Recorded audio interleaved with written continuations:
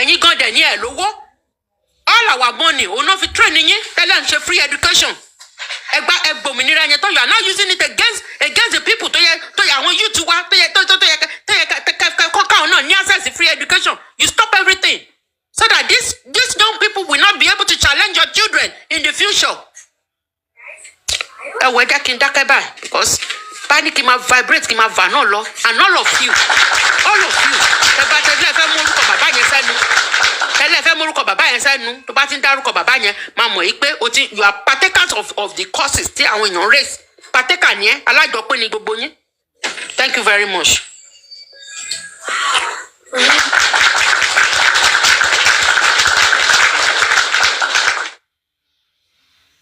Thank you very much, Gladiator NG Busumbola. God bless you for all you do for justice. Is General Tony Pembe there? If she's not there, we can go to General Tivitaya GB. Carry on, please. Thank you. Good evening, everyone. Everybody. Ẹ má bínú láti bí àná, mo really busy gan. Àárọ̀ ìgan mo dé anyway. Story títí mi nìyẹn. And I try to save my voice. Ṣé mo flute wá sí èmi máa mo allergies to doors and pollens anyway.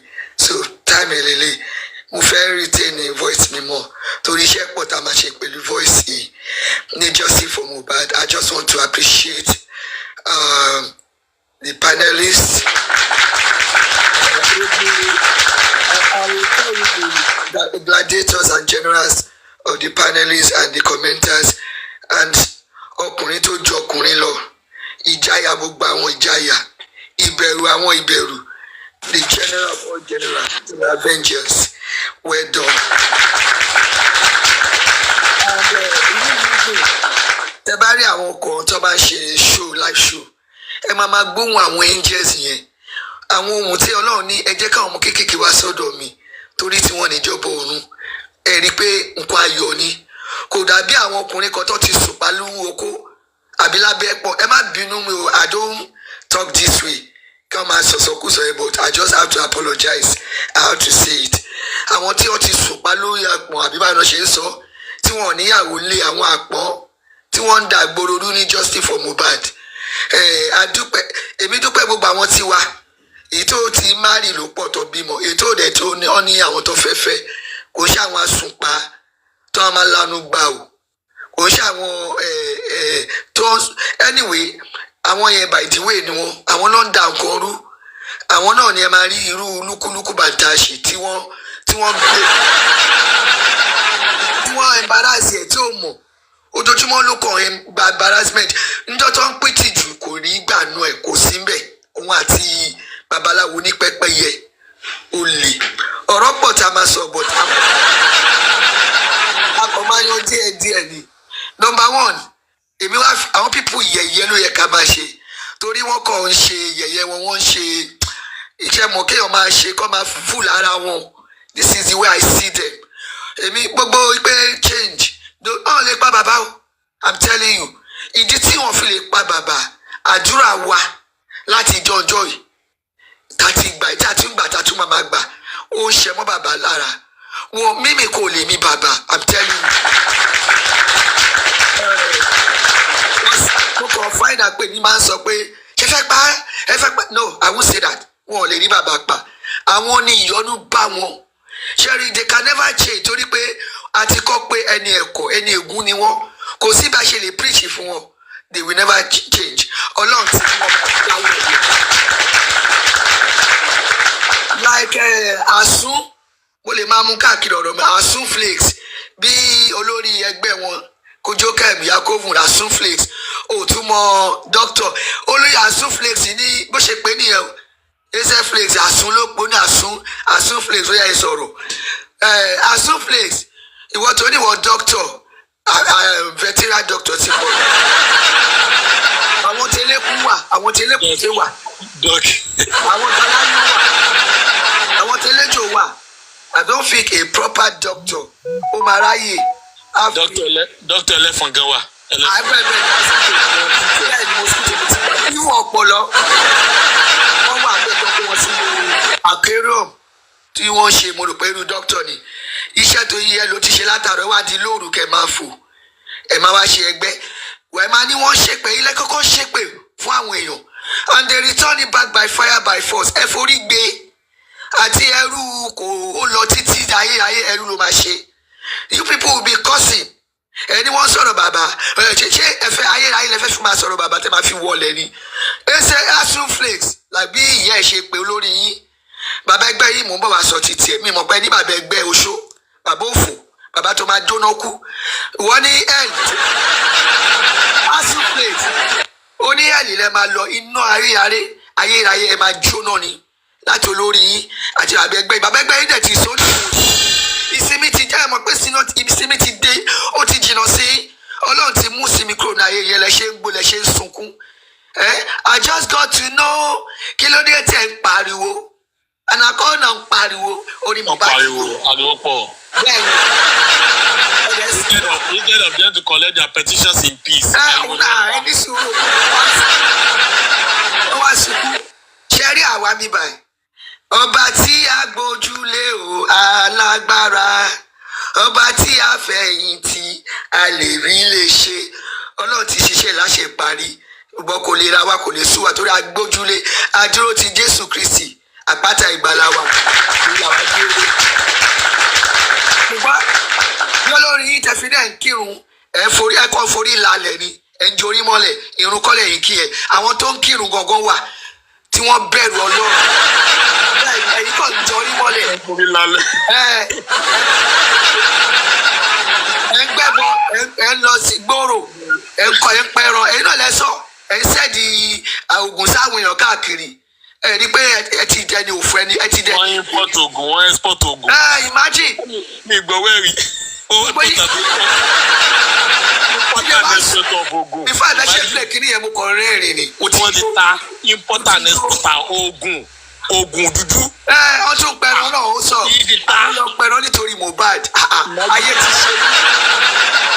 ayé ti ṣe yí ẹ rí i pé èmi kàn máa bá yín fi lẹ́ lọ́wọ́ fẹ́lẹ́fẹ́lẹ́ ni ayé ti ṣe yí ṣùgbọ́n tẹ̀ ní ìfọkànbalẹ̀ bàbá orí ẹgbẹ́ yín bàbá olórí ẹgbẹ́ ẹ pẹ̀lẹ́ ọkàn yóò lè balẹ̀ ti forever and ever torí ẹni tẹ́ ẹ bá lọ wá iṣẹ́ ṣe àbí kẹ́ lọ tọ́jú àwọn ọmọ yín tẹ́ wá tẹ́ bá ti ọ̀rọ̀ Mohbad ẹ̀yin kọ́ ni ọmọ ológo jáde lára ẹ̀ ọmọ ológo jáde lára bàbá Mohbad bẹ́ẹ̀ ṣe ń pè Joseph olúwa bá mi wò ọmọ àlọ́ba àmà mi Grace ó máa ń dùn lẹ́nu yín bíi bọ́tà ni ìwọ̀n pé mi ò lè pè dé ẹ̀dá bẹ́ẹ̀ ẹ wá pé ògo yẹn ò kú ògo yẹn tún tọ̀ ni wọ́n lólófò ló ń bínú ológo ẹ tún wá ń bínú bàbá ẹ máa bínú kú tẹ máa wọnú hẹ́ẹ̀lì ni bí asun flakes ṣe sọ àwítọ́ àwọn kan ifá tẹ́gbọ́lọ̀ mi tẹ́ mọ́ ti máa sọ torí òyìnbó ẹ̀ ń máa ń fọ́ mi lórí tẹ́lẹ̀ mi kí n mu paracetamol mo ti gbé sẹ́gbẹ̀ẹ́ ó pẹ̀lú àwọn multivitamins máa mú torí bá ti fi ẹ̀sùn fi ó gbẹ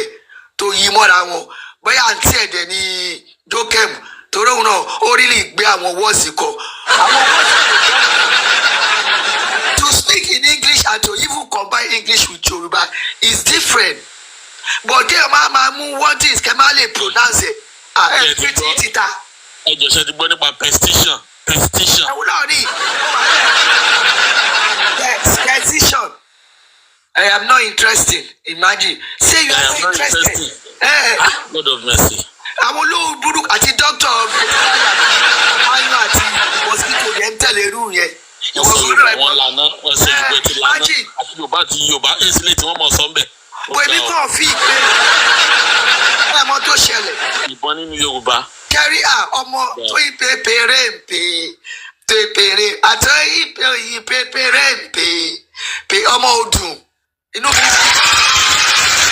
mi dùn pé ìgbà tó ní àti Sister Yemi of blessed memory ní màmá ẹ̀ bẹ́ẹ̀ ni bí tiẹ̀ wà ọgbọ́ndé ẹ̀ wà wisdom ẹ̀ wà òde ẹ̀ máa ń lọ sẹ̀lẹ́kẹ́ ni ẹ ò máa pariwo pé ẹ fẹ́ gbéyàn kan ẹ̀yin wá ń pariwo bẹ́ẹ̀ tẹ́ bá tó nǹkan ṣe ẹ̀ ní máa wá pariwo kẹ́ máa bì láyà ẹ̀kọ́ játọ̀ ẹ̀ bí gbogbo yìí ẹ má tún bínú ní ìmọ̀sọ́kúsọ sọ ṣùgbọ́n eléyìí àti girlfriend tẹ́gbẹ́lọ̀ olóbò bàtìbàtì magọ́tì ló kúnú ẹ̀ wúrà bù mí ó dà pé o ti ń kọ́ mi ní gbogbo ọ̀rọ̀ yìí o ìwọ ló kọ́ sí ẹ o mi máa ń sọ tẹ́lẹ̀ ṣùgbọ́n wọ́n níwà tí ẹlẹ́pọ̀ kí ni kí wọ́n máa ń pè àsùnpalẹ́pọ̀ wọ́n ní ẹbú mi èmi ò ń gbọ́rọ̀ yìí kò tiẹ̀ lè dùn mí lọ́ba kan náà ẹbú mi kò dùn lọ gbé ìyá yín wá bí ayé wà láyé bí òsì láyé lọ mú ìyá yín wá àdóǹkè mi mò ń sọ̀rọ̀ yìí ìyá àwọn kan lèmi náà àwọn ọmọ òṣì kíní tẹ́gbọ́lọ̀ á lọ báyàwó ẹ̀sùn á tún wá kó ìdọ̀tí bọ́ ẹ ìyẹn ló bọ́ ẹ ṣe wú bàǹtùbàǹtù mágọ́tì ló wà bẹ́ẹ̀ ẹ̀yin ìyẹn rò pé lẹ́nu mi tí ìbú yín o mo kọ̀rọ̀ á ń sọ̀rọ̀ díẹ̀díẹ̀ fún yín ni ẹ̀yin náà sọ díẹ̀díẹ̀ mo ní mo fẹ́ mú ọ̀rọ̀ yẹn àti àwọn olóòórùn onídọ̀tí tẹ́ pé omi lábíà ni gbogbo ìfà tẹ́ bá rí lùkẹ́ lómi àti ọyàn ẹ̀ rí i pé ìdọ̀tí àánò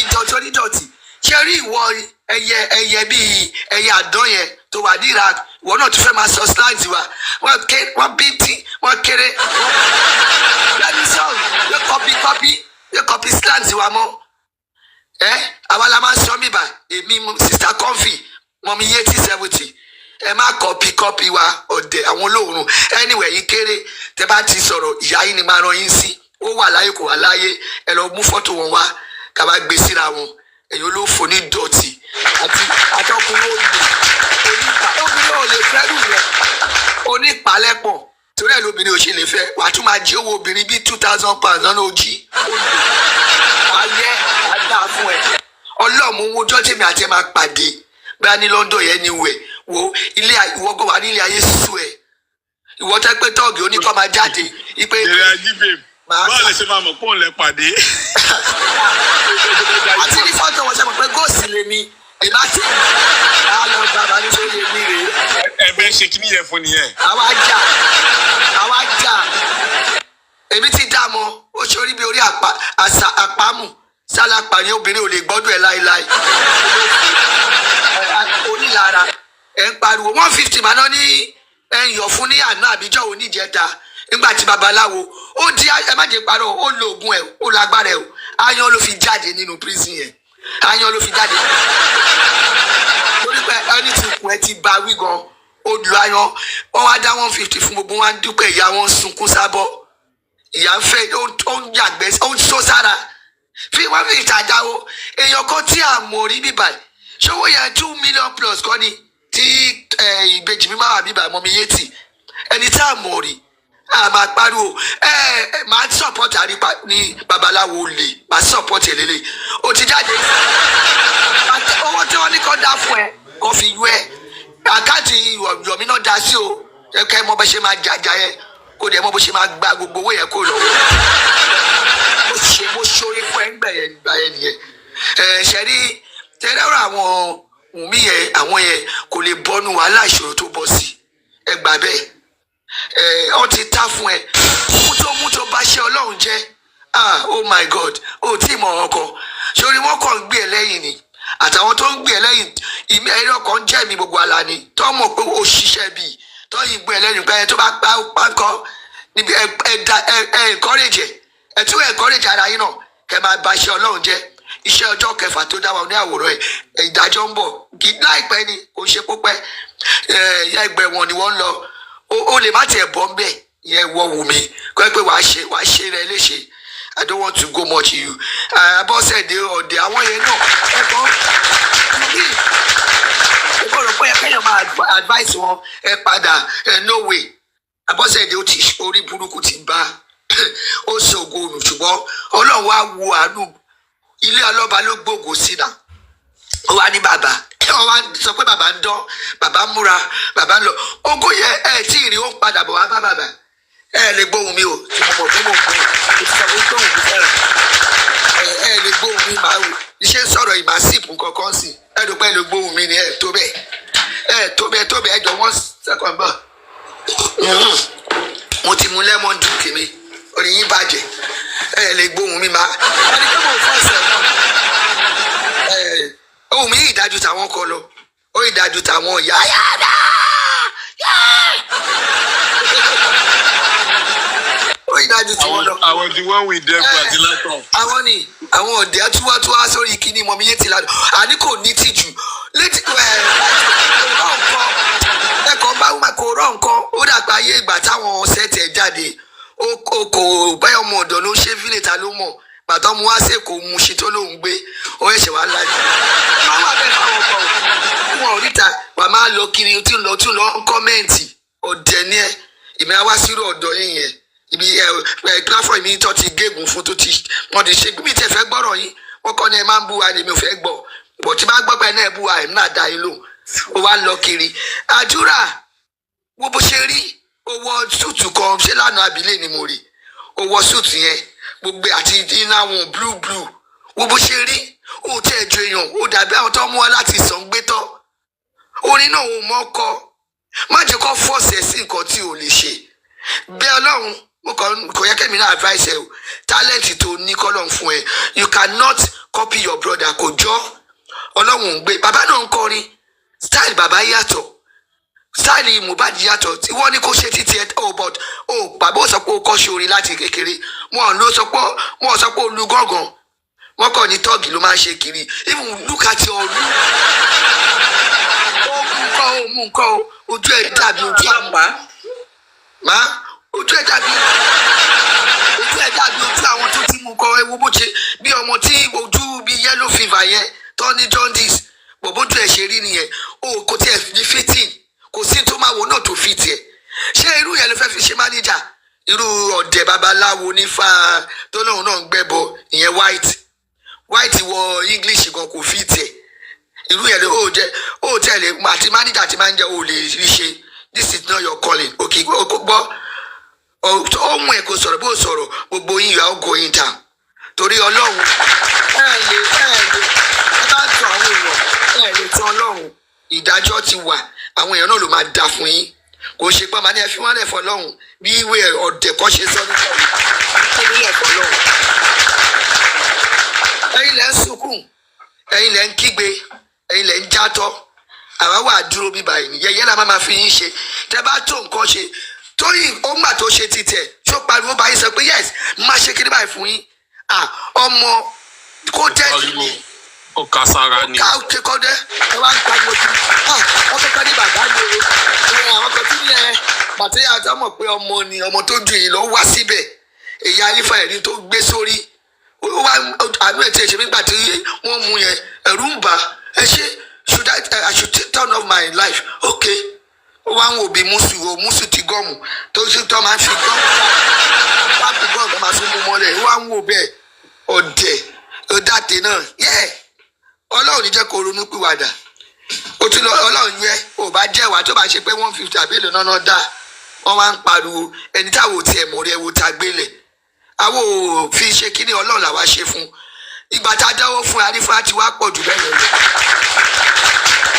wẹ́rẹ́ kọ́rẹ́sì asùnwó plate ńgbà tí wọ́n sọ pé ẹ dáwó àníkọ́ ẹ sẹ́ndì rìsíìtì yìí ká dáwó yìí padà ẹ sẹ́ndì rìsíìtì yìí náà tí ó ṣòro ṣe fún yín ni torí tẹ báyìí sunkún tẹ ń ṣe kíní ẹ lè lálàáfíà o bring out ẹ print rìsíìtì yẹn send ẹ ká dẹ confirm ẹ ó wà authentic then we refund your money back ẹ sunkún ẹ níjà ti sọ pé ẹ lọ sí chamber ẹ pé dáadáa bí mi tẹ ṣe pé ẹ bára yín court do it behind the camera pé alágbára ni àwọn tó ń fún yín lówó ṣe wọn wà capable ni torí mo mọ̀ pé owó tó ń fún yín náà kò lè yó yín ẹ lè yó títí ayérayé bẹ́ẹ̀ fi bọ́ ọmọ náà ẹ lè yó àti ìrọ́dìnà yẹn nítorí owó ẹ̀jẹ̀ lẹ́ ń gbà indirectly and directly I'm telling you gbogbo ìyá lọ. Then on final note mo ń gbọ́ ṣùgbọ́n mi ò lè dá sí ibi tí wà I was on Facebook mọ́mí yé ti sọ̀rọ̀ kan fearless lioness this is who we are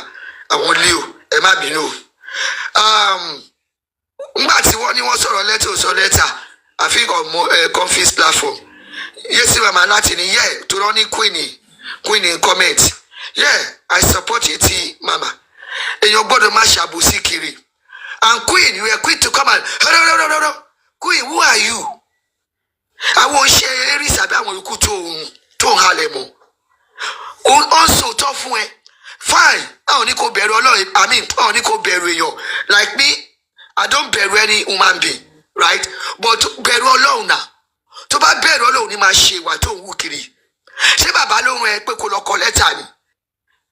This is what Mommy Yeti was trying to establish. Ariwo yẹn pọ̀, àfi the platform kìíní ẹ̀ wá ended àbí wọ́n turn it off. Ẹ jẹ́ kó ní kálukú máa yẹ opinion ẹ̀. Èmi lè máa rò lọ sí ọ̀nà tí Mommy Yeti àbí kọ́ rò jẹ́ tẹ́ bá pé àwòtọ́ màlẹ́ nìyí sọ.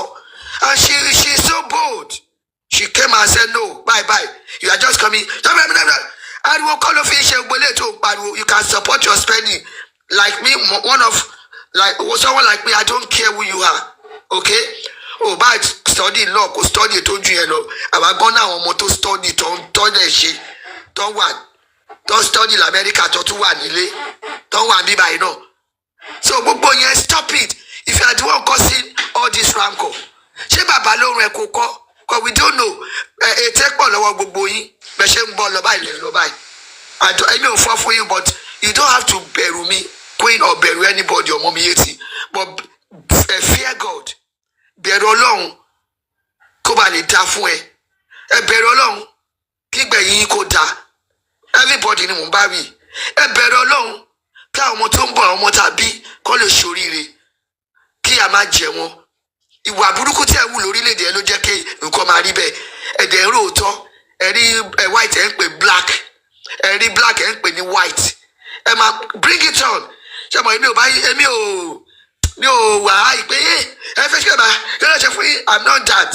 Àti rí gbogbo àti ṣe tẹ́lẹ̀ àti sọ gbogbo ẹ̀, but now a máa fi ń ṣe yẹ̀yẹ́ ẹni yẹ̀yẹ́ ẹni àdánù yìí tó rẹ̀ kàn sunkún ẹ̀ ń vọ̀ míìtì ẹ̀ ń bọ́ ságbẹ̀ yẹn náà èyí tẹ́ gbọ́dọ̀ mí ní kó má lọ fi ẹ sínú nǹkan. Ìwọ náà fẹ́ ṣe bí alára look at you àti olóòórùn àwọn náà ẹni tí onípàlẹ́pọ̀ ló ní oorun nínú mọ́tò agbọ́láyé ni là ṣé mi mo sọ ni tẹ̀lé wa ń bú mi èmi kọ́ mo sọ̀nà wọ́n ní ṣe lẹ́ ń bú títí oorun ò dáa ṣe bẹ́ẹ̀ pọ̀ ọdún mọ́tò ọ̀ṣẹ́ náà òyìnkù lòórùn ẹ ṣáà kó oorun kúrò láfẹ́fẹ́ ẹ lè tún bú mi àdéhùn ẹ pẹ̀lẹ́ kù tí yóò ẹ máa sunkún kù ni.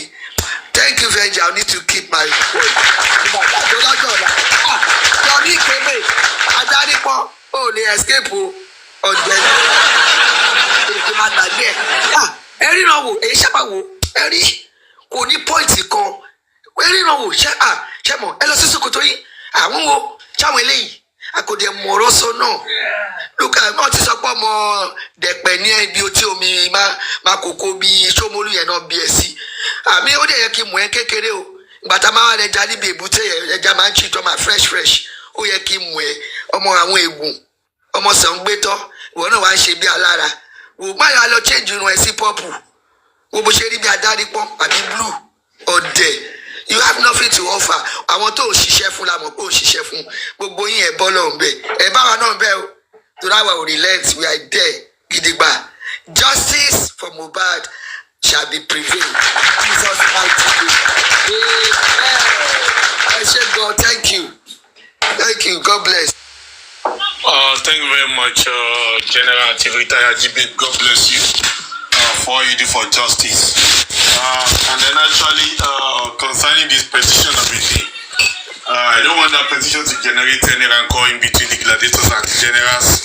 I am more concerned about the petition than the person who wrote it. And then, if you can ask me my own opinion, the petition for Jokem is overdue.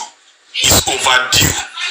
You understand? Even if the petitioner on behalf of Aloba is on Wumi's team, I will put my chest to it. I will totally support it. Jokem petition is overdue. Kolotiti petition is overdue. Arifa's petition is overdue. And everybody should get ready to be petitioned. If anybody will come to the social media to castigate and malign Babaloba, then he should be ready to be held accountable. Do you understand? And that's why I said, whosoever has written that petition, either with endorsement of Emperor Joseph Aloba or without the endorsement of Emperor Joseph Aloba, me, I'm totally in support of that petition. For the fact that Jokem is crying because of that petition, I am totally in support of it. Because Jokem deserves nothing but cries, tears on Jokem deserve. So many times, ni woman máa gbé bàbá ṣépè wọn àtàwọn kò lọ títí olórí bú yẹn lórí platform wọn. You understand? So I want them to cry very well. I want them to shed blood before they shed tears. Let them shed blood. I am interested nínú tears wọn. I want them to cry profusely. I want them to cry massively. I want them to cry robustly. Yes, I want them to cry like that. I love their tears. So they come and sukun, and more petition will still come. Do you understand? The person that wrote it is not even my issue. But the issue is that what is being done is 100% correct. Let them run a tasketa. Do you get it? So that's why I don't really talk much about who wrote it. If it was something that was wrong now, I would say, no, that was totally wrong. But it was well welcome. Do you understand? So God will bless us all for all what we do for justice. Let's move away from that. Let's go to, I don't know if General Toyin Perepe is now there now. If she's not there, we can go to General Barrister Laide. Is Barrister Laide there or General Toyin Perepe? Or none of the, okay, Barrister Laide is there.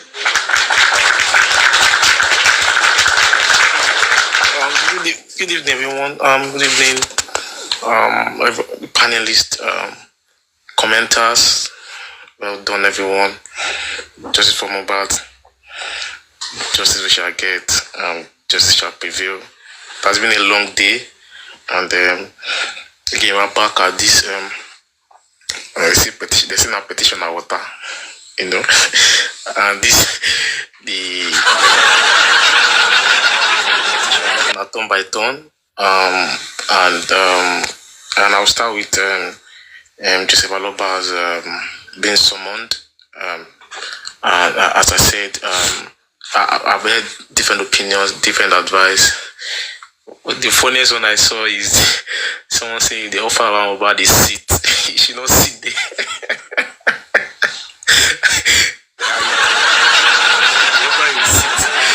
She not sit there, she stand up. I mean, yeah, I love people who just want to be protective of the man, which is good. But as I said, he's a law-abiding citizen of Federal Republic of Nigeria, and I believe he can go there, and he hasn't done anything. Baba is not a criminal. There is no thing you want to say that he has done that that will make police or anyone want to arrest him, or maybe they wrote petition against him and he's evading it. Okay, police might take action and come and pick him up. Naturally, some people, when they send a petition, if you send me a petition now, I need to appear normally, maybe via email or text message or anything. And if I fail to show up, definitely I should be picked up. By law, I should be picked up. You understand? So, but Baba will not go. We won't go that route. Baba will go there with his legal team. And I want to believe. I don't know. I was thinking in my head that was it because of the petition against Baba Mohbad's power of attorney. I'm not too sure if we can release it to it. But if it is not like that, then his power of attorney can also be there via Zoom.